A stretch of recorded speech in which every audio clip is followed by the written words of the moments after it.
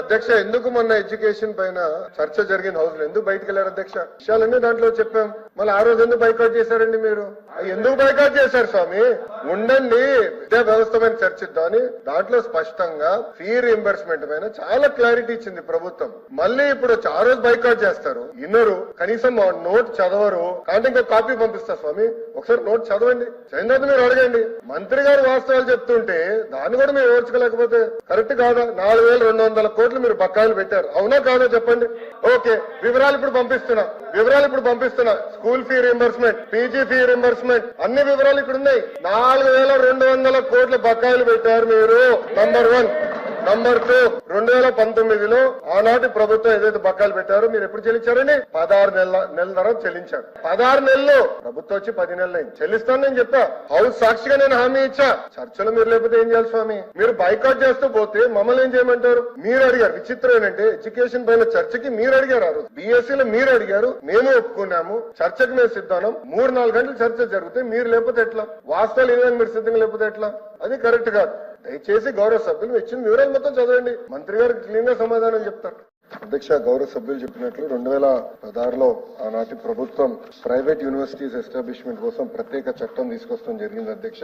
దాంట్లో భాగంగా మీరు చూస్తే విట్ ఎస్ఆర్ఎం, సెంచూరియన్ యూనివర్సిటీ, క్రియా యూనివర్సిటీ కూడా ఆంధ్ర రాష్ట్రానికి వస్తాం జరిగింది అధ్యక్ష. విట్ ఎస్ఆర్ఎం ఇక్కడ అమరావతిలో వస్తే, సెంచూరియన్ యూనివర్సిటీ ఏకంగా ఉత్తరాంధ్ర విజయనగరంలో వచ్చింది, క్రియా యూనివర్సిటీ నెల్లూరు జిల్లాలో వస్తాం జరిగింది. అంటే అభివృద్ధి వికేంద్రీకరణకి ఆనాడు కూడా మేము కట్టుబడి ఉన్నాం, చేసి చూపించడానికి ఇది ఒక ఉదాహరణ అధ్యక్ష.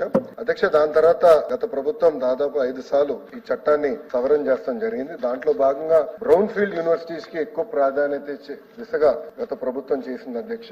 దాంట్లో మీరు చూస్తే బ్రౌన్ ఫీల్డ్ యూనివర్సిటీస్ లో కూడా ఒక 4 యూనివర్సిటీస్ బ్రౌన్ ఫీల్డ్ యూనివర్సిటీస్ అంటే Mohan Babu university, Hanumachari university, Godavari global university, Aditya university, ఈ 4 యూనివర్సిటీస్ కూడా బ్రౌన్ ఫీల్డ్ యూనివర్సిటీ కింద వస్తాం జరిగింది అధ్యక్ష. కానీ అధ్యక్ష మీరు చూస్తే ఈ యాక్ట్ లో చేసిన సవరణల వల్ల ఇంకా ఆంధ్ర రాష్ట్రంలో గ్రీన్ ఫీల్డ్ ప్రైవేట్ యూనివర్సిటీస్ రాకుండా ఉంది అధ్యక్ష. అంటే ఇది ఎందుకు చెప్తున్నానంటే ఈ యాక్ట్ యూజీసీ రెగ్యులేషన్స్ కి విరుద్ధంగా ఉంది. నేను కొంచెం వివరాలు చెప్తాను.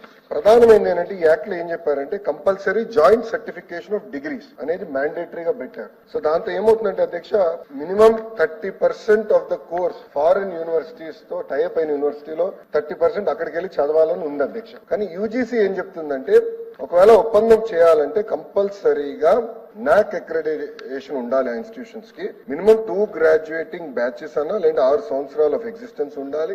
అదే విధంగా కనీసం 1000+ పబ్లికేషన్స్ చేసి ఉండాలి. QS వరల్డ్ ర్యాంకింగ్స్ లో institutions must have at least 3 graduating batches అని, NIRF ర్యాంకింగ్స్ వచ్చేగల కనీసం 3 గ్రాడ్యుయేటింగ్ బ్యాచెస్ ఉండాలని యూజీసీ చెప్తుంది. అంటే మనం చేసిన చట్టాలు యూజీసీకి కాంట్రడిక్టరీగా ఉండటం వల్ల మనకి ప్రైవేట్ రంగంలో విశ్వవిద్యాలయాలు రాకుండా పోయినాయి అధ్యక్ష. మనం చూస్తే మన జరిగిన ఎడ్యుకేషన్ దానిపైన కూడా మనం డిస్కస్ చేసాం. Gross enrolment ratio in higher education చూస్తే అధ్యక్ష, ఆంధ్ర రాష్ట్రం 36.5% ఉంది. కానీ తమిళనాడు 47%, కేరళ 41.3% ఉంది. ఇదొక ఫోకస్డ్ గా పెట్టుకుని మేము ముందలు తీసుకెళ్లే లక్ష్యంతో చేస్తున్నామని ఆనాడు చాలా స్పష్టంగా ఎడ్యుకేషన్ రిఫార్మ్స్ కూడా నేను చెప్తాం జరిగింది అధ్యక్ష. ఇక్కడ చాలా గౌరవ సభ్యులు అడిగారు, 35% సీట్లు ఏదైతే ఉందో అది క్లియర్ గా ఎప్సెట్ ద్వారా అది ఫిల్ అవుతాం జరుగుతుంది. మిగతా 65% సీట్లు విద్యార్థులందరూ వాళ్ళ మెరిట్ ప్రకారం అంటే లోకల్ గా వాళ్ళు పెట్టుకున్న ఏదైతే ఎగ్జామ్స్ ఉందో దాని ప్రకారం ఫిల్ చేస్తాం జరుగుతుంది అధ్యక్ష. గౌరవ సభ్యులు కొన్ని ప్రశ్నలు అడిగారు. ఒకటి, ప్రభుత్వ విశ్వవిద్యాలయాలకు వచ్చేగల యూనిఫైడ్ యాక్ట్ తీసుకొస్తున్నామా లేదా అని అడిగారు అధ్యక్ష. అడ్మినిస్ట్రేషన్ పర్పసెస్ కోసం యూనిఫైడ్ యాక్ట్ తీసుకురావాలని నిర్ణయం తీసుకున్నాం. ఎందుకంటే ఒక్కొక్క యూనివర్సిటీ ఒక్కొక్క రకంగా నిర్వహిస్తుంటే దానివల్ల ఎస్పెషల్లీ రిక్రూట్మెంట్ వచ్చేగల మళ్ళీ కంటెంప్ట్ ఆఫ్ కోర్ట్ కేసెస్ వచ్చే మంత్రులకే కంటెంప్ట్ ఆఫ్ కోర్ట్ కేసెస్ వచ్చినాయి. గతంలో బొత్స గారు కూడా విద్యాశాఖ మంత్రి ఉన్నప్పుడు ఆయన పైన కూడా కొన్ని కేసులు వచ్చినాయి అధ్యక్ష.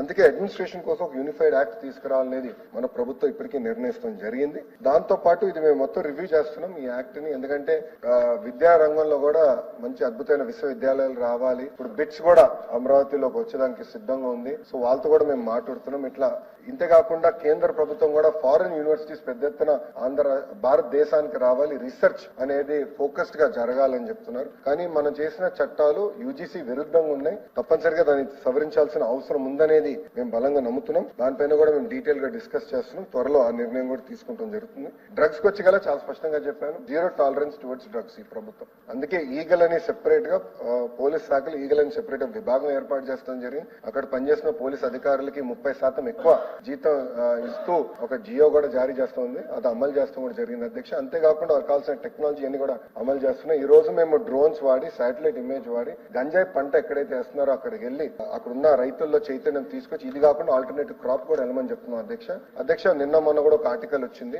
గంజాయి పంటని వేరే పంటతో కలిపేస్తున్నారు. ఎందుకంటే అది శాటిలైట్ ట్రాకింగ్ జరగకుండా ఉంటుందని. అది కూడా మేము జీఎం లో డిస్కస్ చేసాం అధ్యక్ష. అది గౌరవ మన హోం మంత్రి గారి నాయకత్వంలో చాలా సీరియస్ గా తీసుకుంటాం. అంతేకాకుండా ప్రతి యూనివర్సిటీల్లో, పాఠశాలలో ఈ ఈగల్ కమిటీస్ పెట్టాలని నిర్ణయించి ఎగ్జామ్స్ వల్ల మేము పెట్టట్లేదు అధ్యక్ష. ఎగ్జామ్స్ అయిన నెక్స్ట్ అకాడమిక్ ఇయర్ నుంచి ఈగల్ కమిటీస్ పెట్టి వాళ్ళ చైతన్యం తీసుకునే లక్ష్యంతో మేము పనిచేస్తాం జరుగుతుంది అధ్యక్ష. ప్రధానంగా గవర్నెన్స్ కి వచ్చగల global institute of good governance కిగ్ అనేది మేము దానికి ప్రతిపాదనలు మన కేబినెట్ లో చేశామండి. అది సబ్ కమిటీ నన్ను, నారాయణ సార్ ని, అదేవిధంగా కేశవ్ అన్న కూడా ముగ్గురు కలిసి గౌరవం కేబినెట్ మాకు బాధ్యత పెట్టారు. ఆల్రెడీ రిసెర్చ్ పేపర్ కూడా నేను తయారు చేశాను. అంటే టోనీ బ్లేర్ ఇన్స్టిట్యూట్ తో కలిసి ఎట్లా world class training institute in good governance ఎట్లా చేయాలో దానిపైన ఆల్రెడీ మేము ప్రతిపాదనలు ఉన్నాయి. అది త్వరలో లాంచ్ చేయబోతున్నాం. అంతేకాకుండా మీరు అన్నట్టు రీసెర్చ్ అనేది చాలా చాలా అవసరం అధ్యక్ష. దానికి మన ఎడ్యుకేషన్ లో సంస్కరణల పైన డిబేట్ లో నేను చెప్పాను, ఇతర రాష్ట్రాలతో పోల్చితే మన పిహెచ్డి విద్యార్థులు కూడా చాలా తక్కువ ఉన్నారు. అంటే తమిళనాడుతో పోల్చితే చాలా తక్కువ ఉన్నారు. అక్కడ మనకన్నా 4 రెట్లు ఎక్కువ ఉన్నారు. దానికి ఒక కారణం PG fee reimburse. I'm not saying 100% అదే, ఒక కారణం ఏంటి. అంతేకాకుండా మిగతాని కూడా మేము స్టడీ చేసి పిహెచ్డికి వెళ్ళాలి, అది ఒక భాగం. రెండోది డీపర్ లెర్నింగ్. ఇప్పుడు ఏఐ అనేది వాస్తవంగా చూస్తే టెక్నాలజీ వచ్చేసింది. ఇప్పుడు నెక్స్ట్ వచ్చేది హ్యూమనాయిడ్స్, డీప్ టెక్. దానికోసం గౌరవ ముఖ్యమంత్రి గారి నాయకత్వంలో ఐఐటి మెడ్రాస్, టోక్యో యూనివర్సిటీ, అదేవిధంగా టీసీఎస్, టాటా గ్రూప్ అండి, ఎల్ఎన్టీ అందరితో కలిసి అమరావతిలో ఒక డీప్ టెక్ ఇన్స్టిట్యూషన్ అవసరమని చాలా స్పష్టంగా చెప్పారు. అంతేకాకుండా నేను ఐఎస్బి మోడల్లో ఒక ఏఐ యూనివర్సిటీ విశాఖపట్నంలో తీసుకురావాలని లక్ష్యంతో మేము అది కూడా పెడుతున్నాం అధ్యక్ష. అంతేకాకుండా ప్రభుత్వ విశ్వవిద్యాలయాల్లో ఎన్ఐఆర్ఎఫ్ ర్యాంకింగ్స్ పైన చాలా ఫోకస్ చేస్తున్నాం. ఎన్ఐఆర్ఎఫ్ ర్యాంకింగ్స్ లో పబ్లికేషన్స్ అనేది చాలా చాలా ఇంపార్టెంట్. దానిపైన చాలా శ్రద్ధ పెడుతున్నాం. ప్యారల్ గా ఈ ఎన్ఐఆర్ఎఫ్ ర్యాంకింగ్స్ ద్వారా రీసెర్చ్ తో పాటు ఈ సెంటర్ ఆఫ్ ఎక్సలెన్స్, ఇప్పుడు ఆంధ్ర యూనివర్సిటీకి నేను ఎన్విడియాతో మాట్లాడి ఇక్కడ ఒక సెంటర్ ఆఫ్ ఎక్సలెన్స్ తీసుకొస్తున్నా. ఎస్టీకి ఒకటి, పద్మావతి విశ్వవిద్యాలయ యూనివర్సిటీకి ఒకటి. సో చాలా ఫోకస్డ్ గా రీసెర్చ్ చేయాల్సిన అవసరం ఉంది. దానికి తగిన ప్రోత్సాహం ఇస్తాం. ఆ ఎన్ఐఆర్ఎఫ్ ర్యాంకింగ్ ద్వారా వైస్ ఛాన్సలర్స్ కూడా మేము వైస్ ఛాన్సలర్ కాన్ఫరెన్స్ పెట్టుకోవాలి అని నిర్ణయించుకున్నాం గవర్నర్ గారి ఆధ్వర్యంలో. దాంట్లో కూడా మేము పెట్టి we want to drive research in very big. మీరు అన్నట్టు కేంద్రం నుంచి కొన్ని ఇంకా రావాల్సిన, అంటే మనం తెచ్చుకోవాల్సిన అవసరం ఉంది. ఎందుకంటే విభజన చట్టంలో లేవు రీసెర్చ్ ఇన్స్టిట్యూట్. మనల్ని పోరాడి తెచ్చుకోవాల్సిన అవసరం ఉంది. కేంద్ర ప్రభుత్వం కూడా చాలా పాజిటివ్ గా ఉన్నారు. మనకు అనుకున్న దానికన్నా ఎక్కువ నిధులు కానీ అన్ని జరుగుతుంది. దాంట్లో భాగంగా మీరు ఇచ్చిన సలహా చాలా మంచి సలహా, తప్పనిసరిగా వీటి. ఏపీలో ఎన్డీఏ కూటమి ప్రభుత్వం రాష్ట్రాభివృద్ధికి లక్ష్యంగా పెట్టుకుని వేగంగా ముందుకు సాగుతుంది. ఎన్నికల సమయంలో ఇచ్చిన హామీలను ఒక్కొక్కటిగా అమలు చేయడానికి ముఖ్యమంత్రి చంద్రబాబు సర్కార్ ఇప్పటికే కార్యాచరణ సిద్ధం చేస్తుంది. ముఖ్యంగా రాష్ట్ర ప్రజలు ఎంతో ఆసక్తిగా ఎదురుచూస్తున్న ప్రధాన పథకాల రెండింటిపై ఇప్పుడు స్పష్టత వచ్చిందని సమాచారం. ప్రస్తుతం అన్నదాత సుఖీభవ, తల్లికి వందనం అనే 2 పథకాలు ప్రభుత్వ అజెండాలో కీలకంగా ఉన్నాయి. ఇందులో తల్లికి వందనం పథకంపై ప్రజల్లో భారీగా చర్చ సాగుతుంది. ఈ పథకం ఎప్పుడు అమలులోకి వస్తుంది, ఎంత మొత్తం ఇవ్వబడుతుంది వంటి ప్రశ్నలకు సీఎం చంద్రబాబు తాజాగా సమాచారం ఇచ్చారు. ముఖ్యమంత్రి చంద్రబాబు ప్రకారం మే నెలలో విద్యార్థుల తల్లుల బ్యాంకుల ఖాతాలో నేరుగా నిధులు జమ చేస్తున్నారు.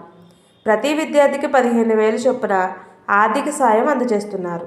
ఈ సహాయం 1వ తరగతి నుండి 12వ తరగతి వరకు చదివే విద్యార్థుల తల్లులకు లభిస్తుంది. అయితే ఈ మొత్తాన్ని ఒకేసారి విడుదల చేస్తారా లేక 2వ విడతలో ఇవ్వబోతున్నారా అనే విషయంపై ఇంకా స్పష్టత రాలేదు. ఇప్పటికే ప్రభుత్వ తల్లులకు నేరుగా బ్యాంకు ఖాతాలో నగదు జమ చేసే విధానాన్ని ఖరారు చేసింది. త్వరలోనే అధికారికంగా పథకం ప్రారంభ తేదీ ప్రకటించే అవకాశం ఉంది. ఈ పథకం అమలవుతున్న నమ్మకంతో విద్యార్థుల తల్లులు, పేద కుటుంబాలు ఉత్కంఠంగా ఎదురుచూస్తున్నారు.